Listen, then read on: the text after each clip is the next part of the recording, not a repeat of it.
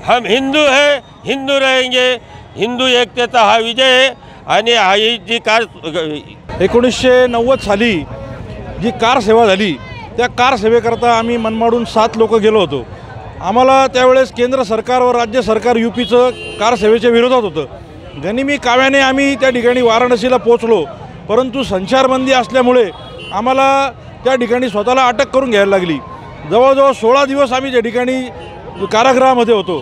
त्यानंतर रामाची भक्ती असल्यामुळे रामाचं दर्शन व्हावं म्हणून आम्ही त्या कारागृहातनं पलायन केलं आणि 205 किलोमीटरचा पायी प्रवास केला आणि रामाचं दर्शन घेतलं। खरंच हा अभूतपूर्व क्षण आहे। या कार सेवेचं हे फलपूर्ती आहे आणि आमच्या सर्वांची नव्हे तर सर्व जगातील विश्वातील हिंदूंची ही स्वप्नपूर्ती आहे की या ठिकाणी आज रामाचं मंदिर उभं राहिलं आणि त्या ठिकाणी प्रतिष्ठापना होते। खरोखरीत हा अद्भुत आणि अविस्मरणीय असा अनुभव आहे। सर्व रामभक्तांना या निमित्ताने शुभेच्छा। सर्वात लहान वयाचा नाशिक जिल्ह्याचा मी होतो। 16 वर्ष फक्त वय होतं।